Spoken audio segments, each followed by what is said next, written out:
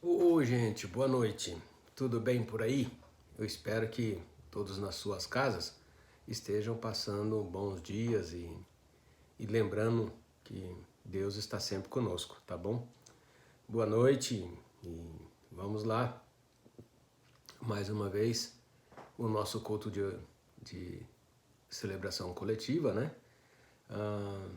Com a mensagem na sequência do Evangelho de João. Eu quero orar por esse momento antes de começar a pregar. Antes de começar realmente a lidar com a palavra.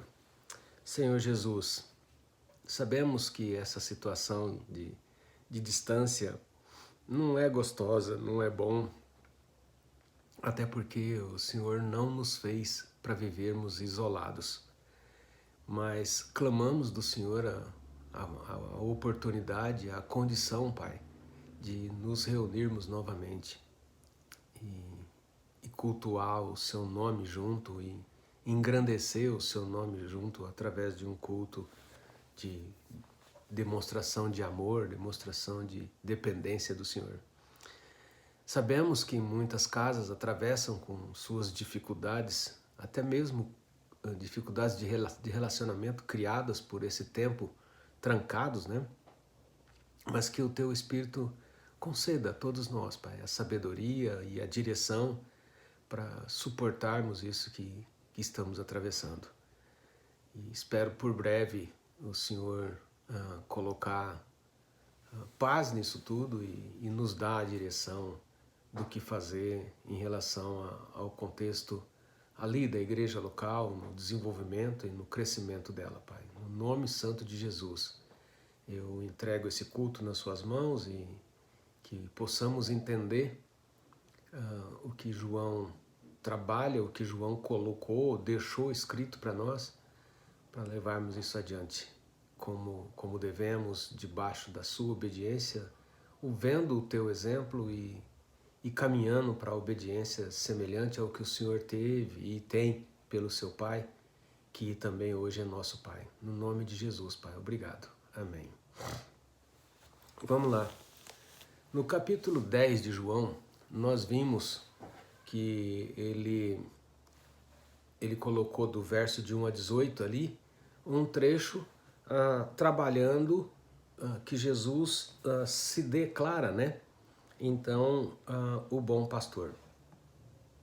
E o que a gente vê é que naquele trecho houve também um momento assim de bastante confusão, porque as autoridades religiosas, chamadas por João de os judeus, se irritaram muito com Jesus Cristo, quando ali pelos versos 17 e verso 18, Jesus Cristo disse que ele e o Pai era praticamente uma coisa só, e o Pai amava ele porque ele dava vida pelas suas ovelhas.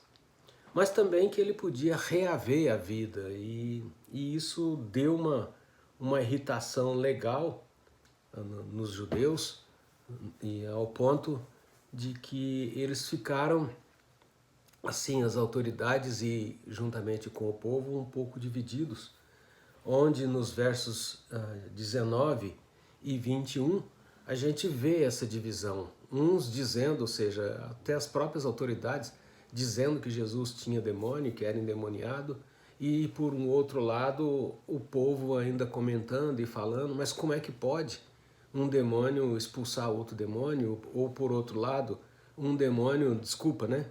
Na verdade o contexto aqui é um demônio abriu os olhos de um cego de nascença. Isso, coisa que a gente nunca viu. Bom, depois de situar aí, exatamente nesse ponto é que vem a mensagem de hoje, com o título O Lugar onde Jesus se declarou o bom pastor. O contexto, o local, como é que aconteceu isso, onde Jesus se declarou o bom pastor.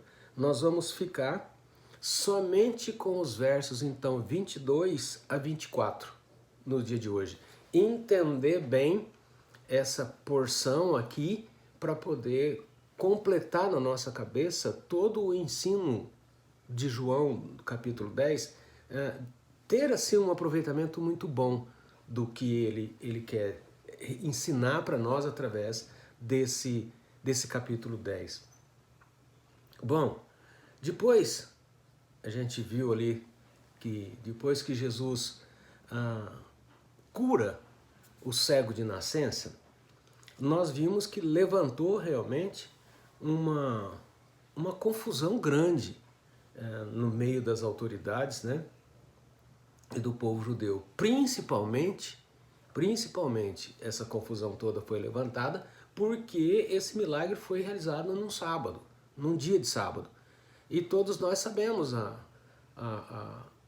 a dependência que o povo judeu tinha, e talvez até ainda nos dias de hoje tem, em relação ao respeito de não fazer nada no dia de sábado como lei que eles criaram. Um ensino distorcido que vem do Velho Testamento até o dia de hoje, né, para eles.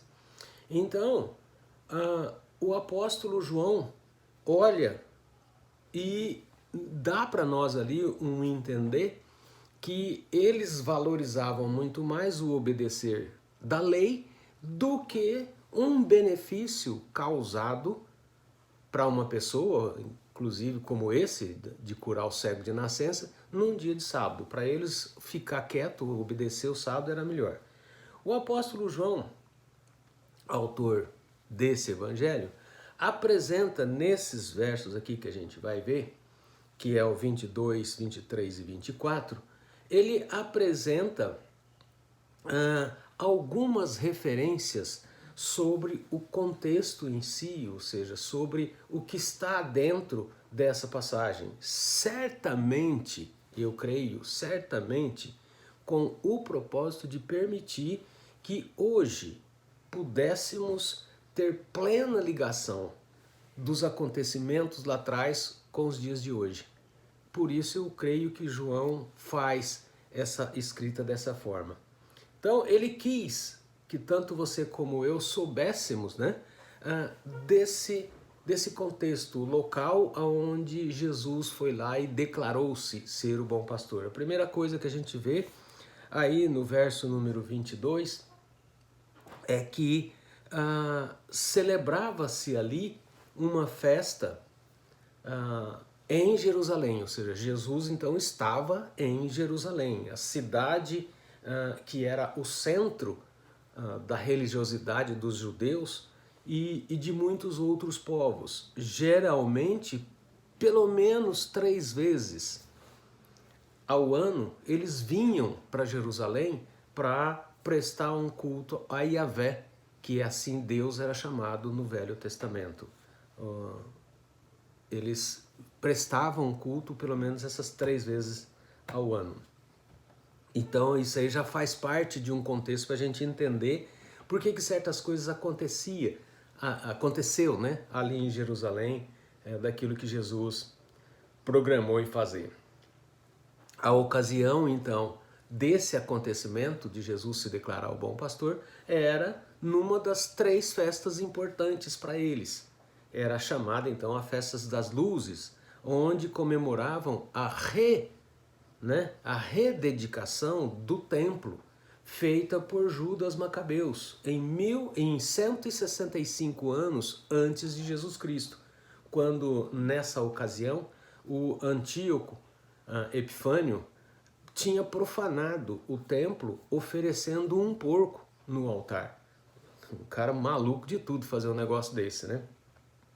Então, nessa ocasião aí é que Jesus aproveitou dessa festa, dessa comemoração para fazer o que ele fez. A época, então, era dessa festa, e essa festa ela era comemorada, que interessante, no dia 25 de dezembro, época de inverno para eles lá. E que para nós aqui é o contrário, é uma época de calor. Um detalhe, e essa festa ela acontece até o dia de hoje, dia 25 de dezembro, comemorada então a Festa das Luzes, a rededicação do templo em Jerusalém. E aqui para nós então é o contrário, é época de calor e é comemorado aqui então o nascimento do Senhor Jesus Cristo. Tá bom, o alvo das atenções aqui nesse contexto, nessa mistura aqui, nessa ligação de João na primeira metade do capítulo e depois para a segunda metade, e é isso que nós estamos entendendo, para entender bem esse capítulo, o alvo disso era as atenções, né, que estava voltada para Jesus. Jesus, o Messias, ou então chamado o Filho de Deus. Esse aí era o contexto de toda essa confusão criada entre judeus e o povo. Jesus era de fato o centro das atenções, não só pelos sinais que fazia, não só pelo ensino que dava, mas principalmente por sua reivindicação messiânica, ou seja, o fato de Jesus declarar que ele era o Messias, que ele era o Cristo, que ele era o enviado de Deus, atraía muita gente também, não somente pelos milagres, mas atraía muita gente, aqueles que tinham, na verdade, o coração aberto para crer. Esses eram os atraídos. Como também os que eram cegos pelas tradições da religiosidade, ou seja, eram dois tipos de gente que eram atraídos por Jesus. E esses cegos, cegados, né, pela tradição, eles não conseguiam reconhecer Jesus, o enviado de Deus. Uma perguntinha. Desses que têm o coração duro, que não conseguem enxergar Jesus, você conhece alguém assim hoje, no dia de hoje, que mora perto de você, que trabalha com você, que convive, que tem uma convivência com você? Alguém que não consegue, por causa de viver preso numa determinada religião ou num determinado costume, não consegue ver Jesus Cristo ou a realidade sobre Jesus Cristo, quem de fato ele é? Lembra disso? Nós vamos mexer com essa pergunta aí depois mais para frente. O local específico onde tudo isso aconteceu, diz que no verso 23 que Jesus passeava no pátio do pórtico do Salomão, lugar esse onde o povo meditava, e por outro lado onde os escribas e também os fariseus, as autoridades em si, né, aproveitavam para fazer os ensinos distorcidos que eles davam junto aos seus discípulos. Aí vai aparecer agora um ponto interessante, que inclusive nós vamos dedicar um pouquinho mais de tempo nisso aí. No verso 24 aparece que os inquisitores rodearam Jesus para então fazer uma pergunta para ele. Mas é intrigante isso, a gente então saber sobre esses, quando coloca aí os seus inquisitores. Quem são esses inquisitores? Quem são esses que interrogaram Jesus, que fizeram essa roda, pressionaram Jesus para perguntar para ele? Tá bom, vamos observar um pouco mais isso aí.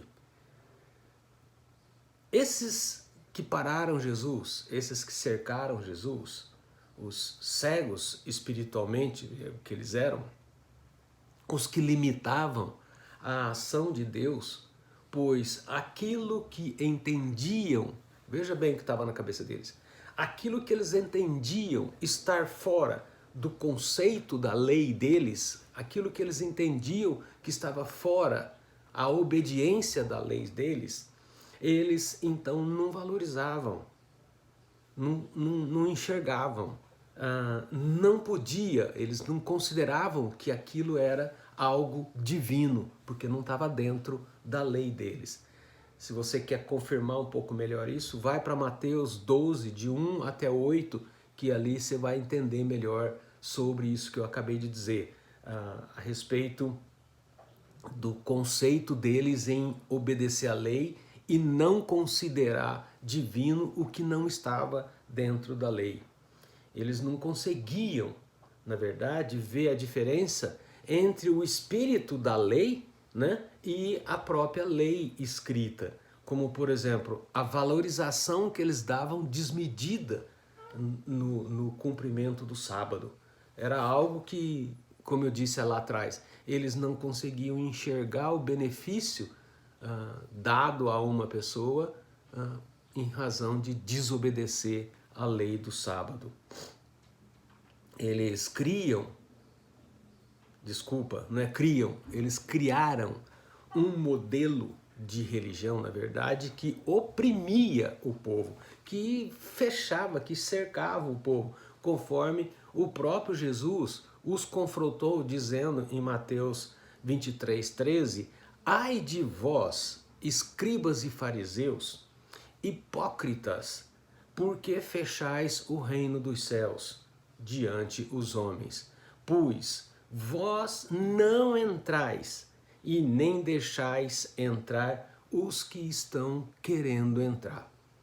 Isso aí foi uma advertência que Jesus fez para com ele. Vocês lembram na parábola da porta, logo atrás que a gente viu, Jesus declara que ele é o bom pastor e que ele entra, ou seja, o porteiro deixa ele entrar e sair, mas os salteadores pulam para lá e para cá, assim são os escribas e fariseus. Dentro do contexto religioso, eles são considerados os, então, salteadores e ladrões, que roubam as pessoas de Jesus Cristo. Eles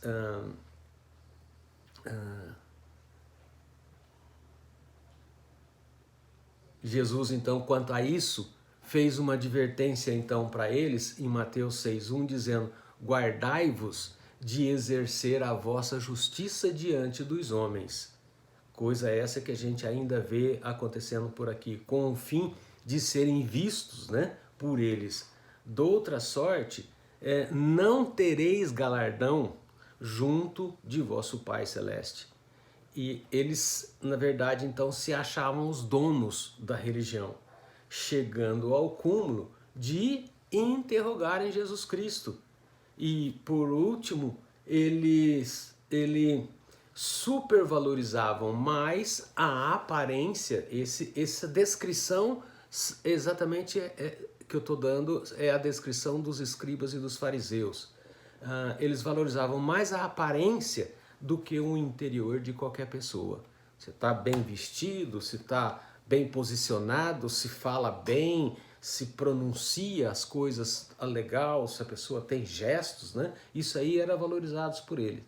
Por isso Jesus também vai lá e faz outra observação, em Mateus 23:27. Sois semelhante, essa é a observação, a chamada de atenção deles, sois semelhante a sepulcros caiados, que por fora se mostram belos, mas interiormente estão cheios de ossos de mortos e de imundícia. É assim que Jesus os via. Bom, agora creio, depois dessa descrição com relação a esses judeus aí, creio que é possível entender por que as autoridades religiosas eram tão contrárias a Jesus, pois com essas atitudes que acabamos de ver, chamados, né, de hipócritas, de sepulcro caiado e advertidos publicamente por Jesus, eles só podiam então ser contrários a Jesus, ia ficar difícil. Então aí surgiu a pergunta, que é o ponto-chave desse trecho. A pergunta que esses inquisitores, que esses que interrogaram Jesus, essas autoridades, fizeram para ele no verso 24. Diz assim o verso: rodearam-no, pois, os judeus e fariseus, que são esses as autoridades, e o interpelaram, e o interrogaram. Até quando, essa foi a pergunta, até quando nos deixará a mente em suspenso? Ou seja, vagando. Aí eles completam a pergunta: se tu és o Cristo, dize-o francamente. Interessante, porque aqui surgiu então a palavra Cristo. A palavra Cristo faz toda aí uma diferença, e é aqui que a gente vai se pegar um pouco mais, se prender, né, um pouquinho mais, porque essa palavra Cristo, na verdade, ela significa o ungido de Deus. O ungido de Deus, esse que era prometido lá atrás no Velho Testamento, e eles sabiam disso. Então, havia uma grande espera, porque era citado lá atrás, havia uma grande espera pelo ungido de Deus, que através das histórias eles sabiam que o povo judeu foi cativado, foi cativo, né? Eles sabiam disso, cativo da Assíria, da Babilônia, da Pérsia, da Grécia, e que naqueles tempos eram cativos de Roma. Então eles aguardavam alguém para trazer a eles alguém de guerra para libertá-los dessa situação.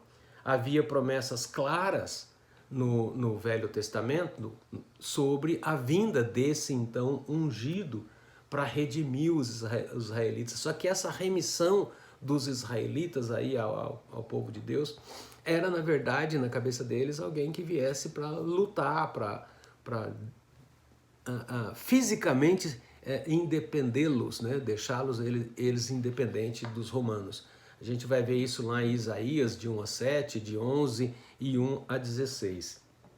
Os religiosos judeus eram hábeis e eles conheciam bem as escrituras que apontavam a origem do Messias como herdeiro do trono de Deus, do trono de Davi, na verdade, como herdeiro do trono de Davi, 2 Samuel 7 e Mateus 2, de 4 a 6. Então, eles conheciam bem isso.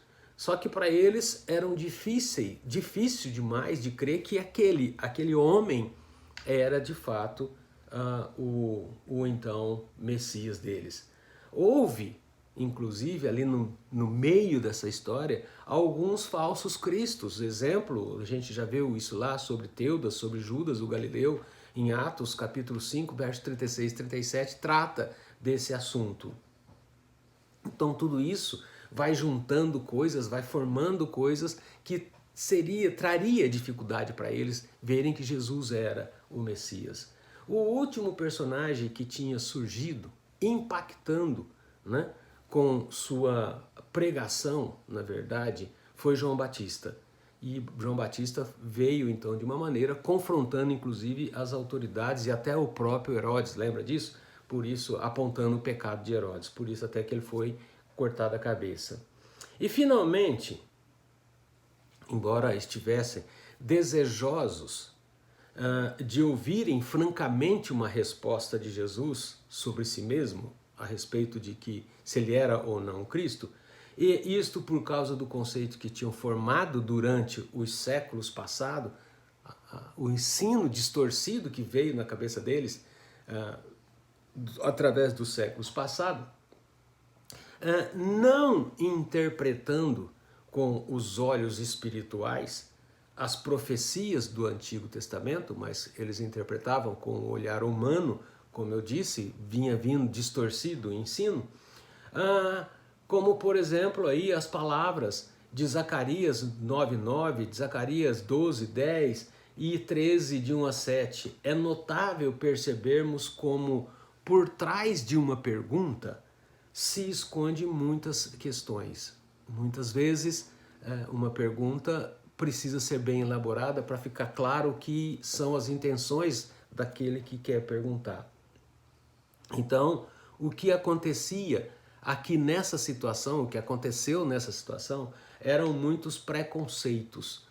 O grande problema que percebemos era o conceito já formado pelas autoridades, né, uma vez que vinha vindo desde o Velho Testamento, e pelo povo, de uma maneira geral, sobre o Messias. Este preconceito os impedia de aceitar Jesus como o enviado de Deus. Preconceito esse que é o que eu disse. Eles esperavam um rei físico, um rei que fosse lutar adiante, independendo-os de Roma. Nos dias de hoje, trazendo para cá, creio que tem muitas pessoas ainda agindo assim, presos na religiosidade, preso no ensino humano, crendo muito mais no poder da religião do que em Cristo, crendo muito mais nos seus líderes em si, pastores, padres e líderes de maneira geral, do que no único líder que deveria crer, que é Jesus Cristo. E vejo muito mais ainda. Quero aproveitar, então, essa oportunidade, finalizando essa mensagem, aproveitar essa oportunidade para dizer que a nossa responsabilidade, não só minha, mas de todos vocês, nisso, é achar um jeito de explicar, então, para essas pessoas que foram ensinadas de forma distorcida, de forma errada, e que elas precisam olhar para a Bíblia com um olhar espiritual. Precisa aprender a olhar para a Bíblia com um olhar espiritual e não com um olhar humano, como vemos muitos fazerem nos dias de hoje. Eu quero pedir a Deus nesse momento que Ele nos ajude a cumprir com essa tarefa debaixo do querer dEle, debaixo do fazer dEle. Então eu vou pedir. Vamos orar agora nesse momento. Senhor Deus, obrigado por essa palavra, por nos colocar esse contexto dentro do capítulo de João, para a gente poder entender o restante, e que o Senhor nos ajuda para a gente trabalhar e tirar essas pessoas presas realmente nas garras, né, da religiosidade, nas garras dos ensinos errados, e que essas pessoas possam ser abertos os olhos, como Jesus fez com esse cego de nascença, e dar a elas a grande oportunidade de crer em Jesus Cristo. Nos ajuda, Deus, a cumprir essa tarefa. Ser com a Igreja Batista Vila Elisa nisso, dando a sabedoria e o impulso para isso acontecer. No nome santo de Jesus, Pai. Amém e amém. Tenham todos, então, uma boa semana, acompanhadas pelo Espírito Santo de Deus, e que seja uma semana bem aproveitosa. Amém.